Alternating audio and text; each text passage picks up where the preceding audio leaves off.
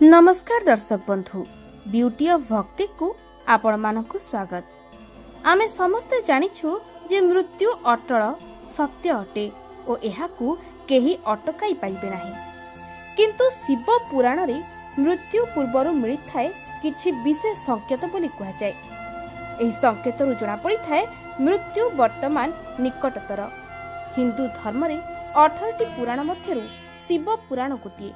एही पुराण रे महादेवଙ୍କ महिमा, विभिन्न रूप, अवतार और ज्योतिर्लिंग विषय विस्तृत भाव में वर्णना करा जायछि। यह छड़ा एथिरे जीवन और मृत्यु सहित जड़ित रहस्य विषय मध्य कुहा जायछि। देवदेव महादेव माता पार्वती को मृत्यु निकटतर हेबा द्वारा केउ सब संकेत मिलिथाए सही विषय मध्य कहिसंते।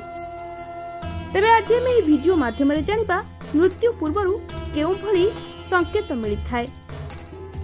शिव पुराण रे कहा जायछि जे व्यक्तिर इंद्रिय जदि ठीक भाव में काम करिबा बंद करि देइ थाए तेबे मनुष्य पई एहा मृत्युर संकेत अटे।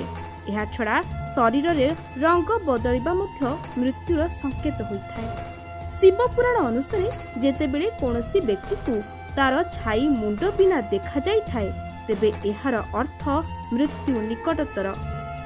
शिव पुराण अनुसार जेतेबेले व्यक्ति निजर छाई को पानी, घी और तेल रे मध्य देखि पारि थाए तेबे एहा मृत्युर संकेत होइथाए। शिव पुराण अनुसार व्यक्तिर मृत्यु निकटतर हेबा द्वारा व्यक्ति को दिन रे मध्य राति भली चंद्रमा देखिबाकू मिलिथाए। नचेत सोइथिबा समय रे मनीष निज मन को मन गपिबा आरंभ करिथाए।